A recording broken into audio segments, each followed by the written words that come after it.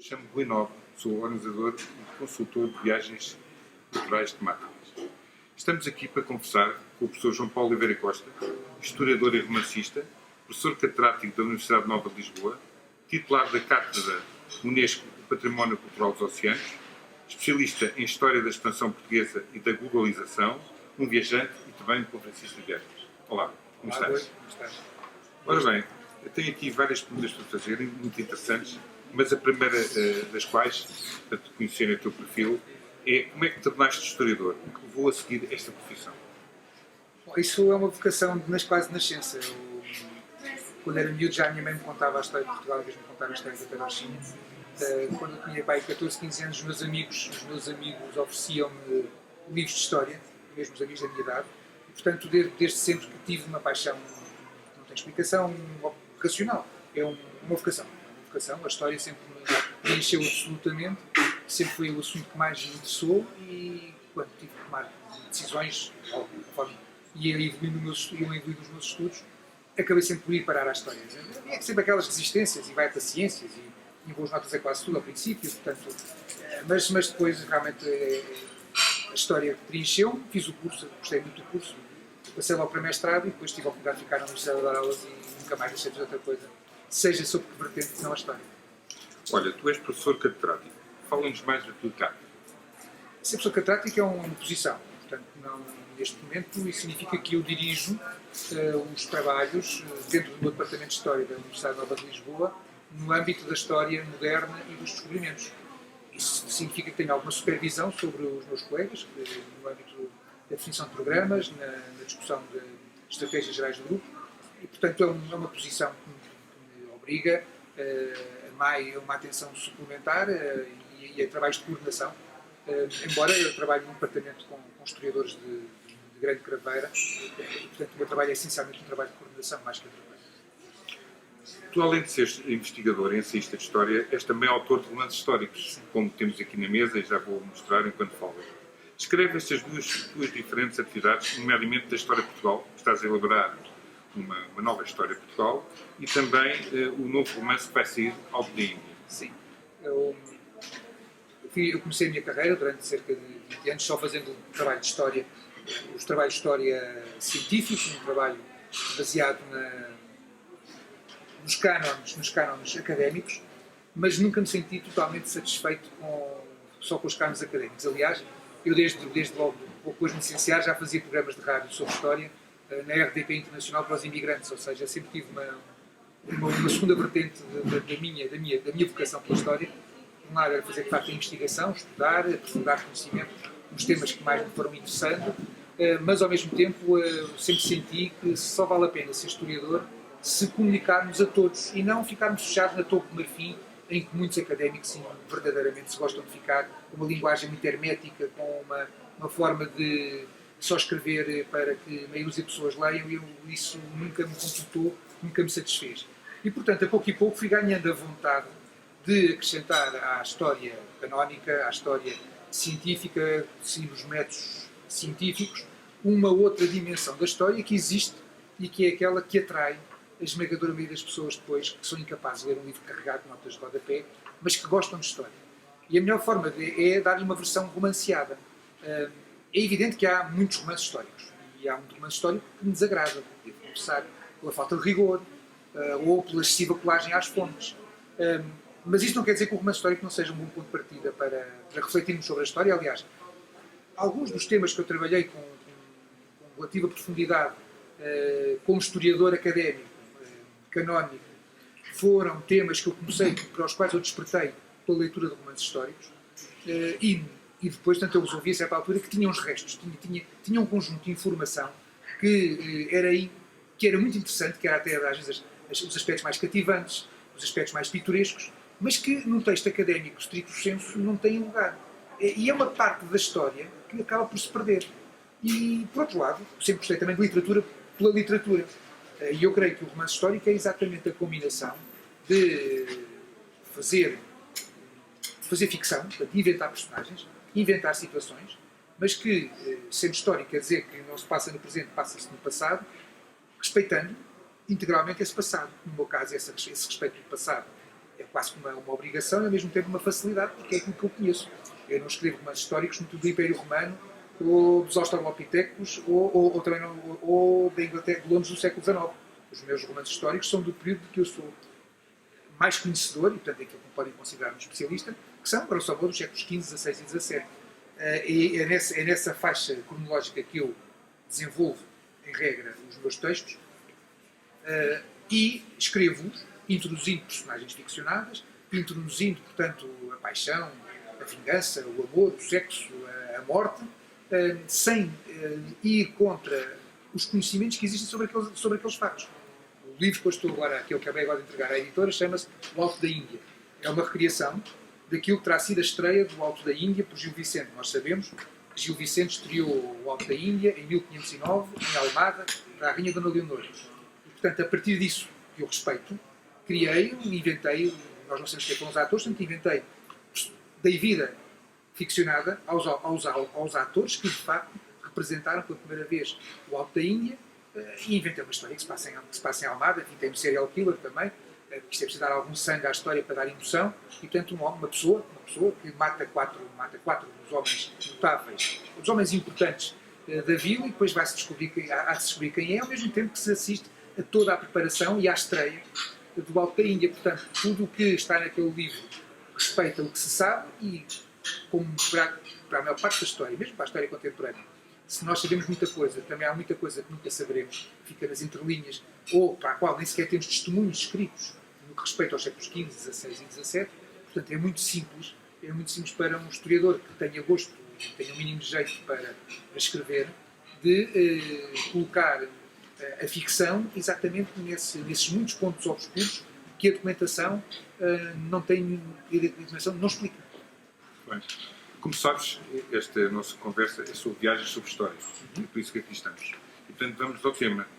Tu começaste a trabalhar como conferência de viagens comigo em 2013, com um tour sobre Dom João II. Exatamente. O que sentiste no primeiro dia dessa viagem? O primeiro dia foi um grande desafio, não é? Lá está, ia fazer algo que eu tinha muito gosto. Já tinha feito romances históricos. O meu primeiro romance histórico é de 2008.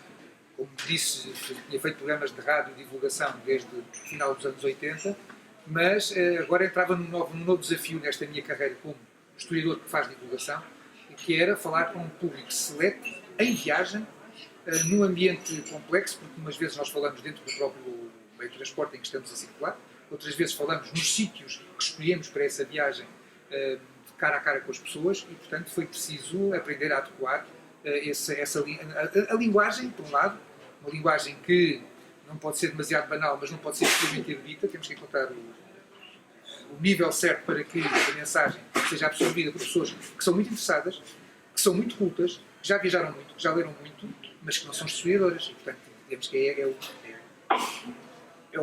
é o meu segredo, é a parte em que eu posso falar com conhecimento de causa. Lembro que a primeira intervenção que fiz foi muito longa, segundo tu me disseste, porque exatamente era preciso também afinar. Uma coisa é as pessoas são interessadas, outra coisa é as pessoas são interessadas, mas quanto tempo é que resistem, aturam uma pessoa a falar. E é diferente. Eu já aprendi que é muito mais fácil falar mais prolongadamente quando estamos fora do autocarro, uns com os outros, do que quando estamos em trânsito. Já agora, lembrar disso, que realmente as pessoas são de tal maneira interessadas, muitas das pessoas com quem tive o privilégio de, junto contigo, fazer viagens, que muitas vezes, depois de muitas horas de passeio, com muito autocarro, com muitas subires e desceres a pé, já por mais de uma vez fiz conferências depois do jantar, cerca de 1 hora, e praticamente vão todos assistir, e em regra adormece uma procissão que é extraordinário, porque realmente as pessoas estão cansadíssimas. A maior parte das pessoas que fazem estas viagens são mais velhas do que nós, e eu acho extraordinário que essas pessoas, depois de um dia de viagem, e eu ainda tenho interesse e capacidade de escutar, depois de um jantar, mais 1 hora de conferência, e a maior parte, e eles seguem com todo o interesse. Há um outro cabeceiro, muitas vezes cabeceiro com doce aos outros. Tu já realizaste cerca de 40 viagens sobre história, tanto em Portugal, sobre a história de Portugal, e também em vários continentes. Algumas com duração de 15 dias seguidos. Qual ou quais te deu mais prazer realizar? Essa pergunta responde-se com as 40. Se fosse a dar a todas, me deram igualmente prazer. É uma coisa extraordinária. Aliás, quando estávamos a preparar esta conversa, eu pensei, se me dissessem agora que quero repetir uma viagem, eu diria, mas qual delas? E se me dissesse, se fosse ao contrário, se me dissessem, olha, eu escolhi aleatoriamente esta viagem, mas que quero fazer outra vez, quero. Seja qual for, quero voltar a fazer. Eu sou uma pessoa que acha que a viagem não se faz uma vez. As viagens se fazem 6 vezes todas que pudermos. Eu gosto de voltar aos sítios. Eu não fico satisfeito de ter um sítio uma vez. Eu gosto de voltar 1, 2, 3, 20 vezes, não tenho problema nenhum. De qualquer maneira, naturalmente que houve umas que me deram mais, que me tocaram mais fundo. Eu posso realçar, mais do que até com as pessoas, eu tive o privilégio de fazer uma viagem de preparação para preparar viagens à Rússia. Às vezes a Rússia tinha sido a maior descoberta destas viagens. Já fui 3 vezes à Rússia à conta deste projeto e maravilhou-me. A primeira vez fui sozinho para preparar as viagens seguintes e tive o privilégio de, em fevereiro, apanhar durante uma semana uma Rússia branca, mas sem estar a nevar. Portanto, fiz 500 km de estrada, tudo branco, entre Moscou e Novgorod.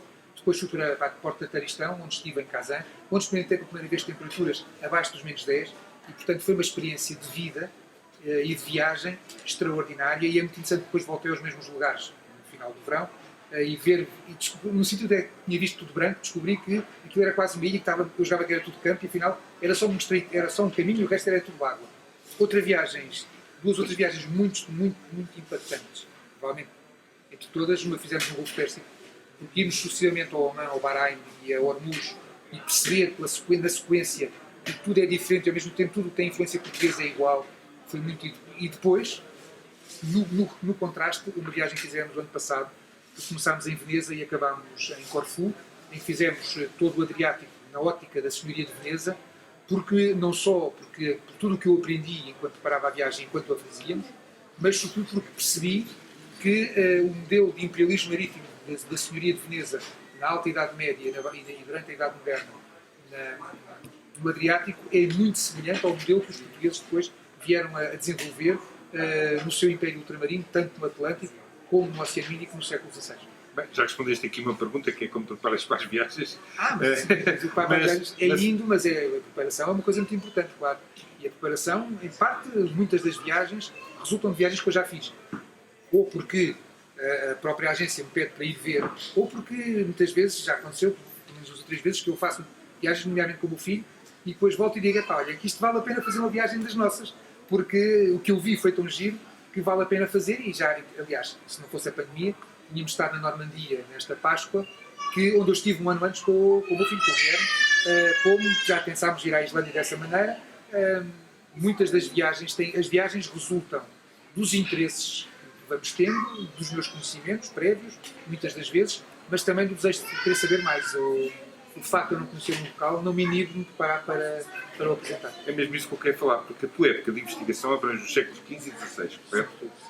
Que obstáculos sentiste ao aceitar o desafio de realizar as viagens sobre os vikings na Noruega e Suécia ou no Irão? Não enfrentei obstáculos, não senti obstáculos, porque eu, apesar de... Eu trabalho sobre a história dos descobrimentos, basicamente, e uma das coisas que eu escolhi esse tema, e escolhi, tendo feito as minhas teses sobre o Japão, escolhi a amplitude geográfica que isso me dá.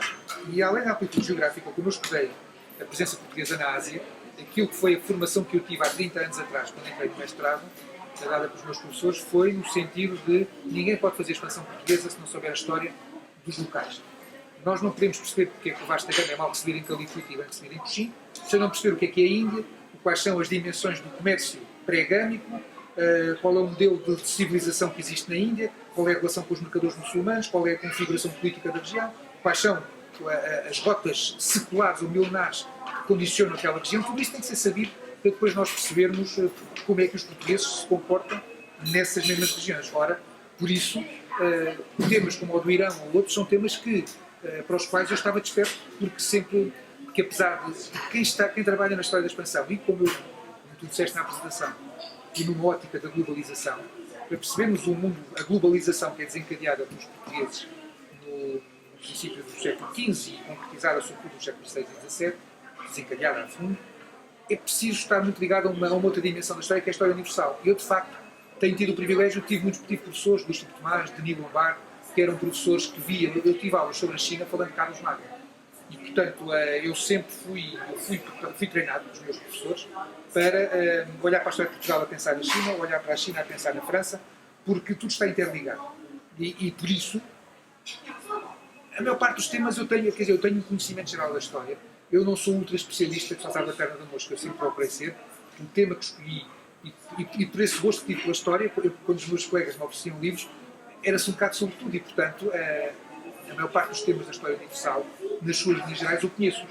E, portanto, tenho um ponto de partida, tenho um encaixe naquilo que é a sequência da história, que me permite, na maior parte dos casos, olhar para os temas e dizer, agora posso continuar e vou procurar a bibliografia, evidentemente, compro livros, inevitavelmente, vou aos sítios se tiver tempo, a preparação é feita, mas com base numa grelha de percepção da história universal que eu domino. Muito bem. Um dos conceitos de viagem que tens tido maior sucesso chama-se a mais antiga fronteira, em que já percorreste, comigo, toda a raia, desde o Rio Minho ao Algarve. Toda, sem exceção. Que aprendizagem em loco retiraste dessa experiência e o que achas que ficou mais retido na memória dos viajantes?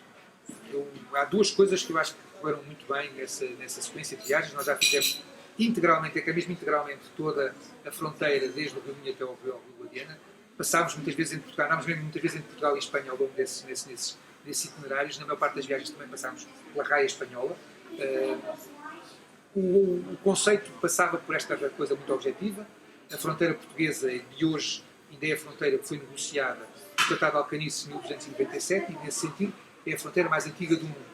Evidentemente que uma coisa era o conceito de fronteira em 1897, outra é o conceito de hoje, ou desde o século XIX. A fronteira, que era um conjunto de castelos, tornou-se numa linha esguia, uma linha de milímetros. E esse aperfeiçoamento fez com que fosse necessário o Estado de Portugal e o Estado espanhol, em alguns casos, fazerem novos tratados, não para revogar o Tratado de Alcanices, mas para o esclarecer, para o aperfeiçoar e para o tornar agora capilar, porque ele era um tratado generalista, sabendo que sim, estes castelos são de Portugal e estes castelos são de Castelo. Essa fronteira mais antiga do mundo permitiu que Portugal seja também uma das nações mais antigas do mundo, à semelhança da Noruega, à semelhança da Escócia, até da própria Inglaterra, num certo sentido. Tanto os países periféricos são tendencialmente os primeiros países a terem um sentimento nacional, e eu expliquei isso até há pouco tempo na última viagem, porque é bom perceber que quando os portugueses são invadidos pelos franceses no século XIX, há uma comoção geral, porque é a primeira vez que Portugal é invadido por um povo estrangeiro que não seja o vizinho. Enquanto estivéssemos no centro da Europa, o centro da Europa foi invadido todos os anos por povos diferentes. E, portanto, a capacidade de reação e a capacidade de identificação das populações desses territórios era completamente diferente daquela que Portugal pôde sedimentar, porque a fronteira portuguesa de 1297 colocou dentro da fronteira todos os falantes de português e praticamente só os falantes de português. Esta ligação de um reino a uma língua é quase praticamente único, sobretudo com uma fronteira que é tão duradoura. Essa foi a primeira. Isso acho que as pessoas que fizeram as viagens perceberam. E perceberam outra coisa, é que de facto a fronteira não é um acidente militar. A fronteira tem uma dimensão geográfica, ou seja, geoestratégica fundamental. A fronteira portuguesa começa onde há montanhas. É aquilo que é o que resta da antiga Galécia e da antiga Lusitânia romana, que é defensável naturalmente. Eu chamei a atenção às pessoas, a última viagem que fiz foi ao Distrito de Vila Real. As invasões, invadir Portugal, tirando agora com aviões, mesmo que fosse com tanques, que nunca chegou a ser invadido por tanques, mas invadir Portugal é uma tarefa penosa, a não ser que se desembarque, vindo do mar, porque um exército de 30 mil homens torna-se numa fila com 2 homens à cabeça. E se fazer frente na meseta espanhola, a um exército de 30 mil, uma frente de 100, 200 mil homens, tem por baixo, por trás, um conjunto que são 30 mil. É um rolo compressor que ninguém consegue travar.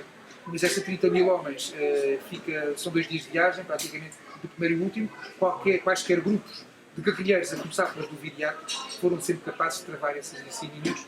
E isso, eu acho que as pessoas de facto que fizeram as viagens comigo sentiram, porque muitas vezes mas só a experiência da viagem é que nos dá isso. Muitas vezes nós estamos, seja em Elvas, seja no Gerês, seja em Chaves, e nós percebemos que, tirando os rios, de facto a montanha é quase automática. E que nós, se fizermos o mesmo, fizemos até a experiência, fizemos Chaves, Torém, do lado português, e andámos sempre no meio de montanhas, fizemos Torém, Chaves, do lado espanhol, e depois andámos no Planalto.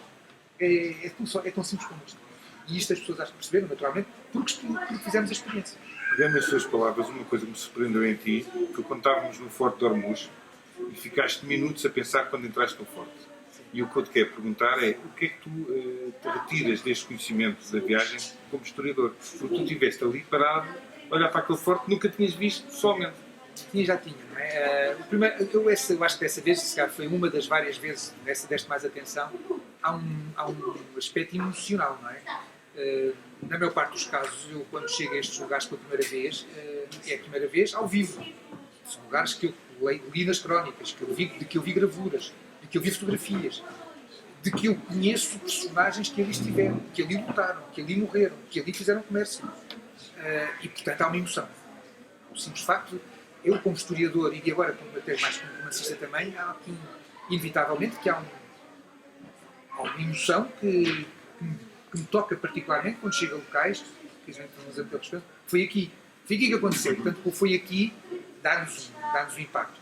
No caso de Ormuz, portanto, comecei a pensar todas as coisas que eu sabia que tinham acontecido ali, e depois, ainda mais quando subimos às muralhas, uma outra coisa muito importante é que eu subi ao alto das muralhas e eu já vi isto. Eu já vi isto, eu já tinha estado num sítio semelhante, o sítio semelhante era Ceuta.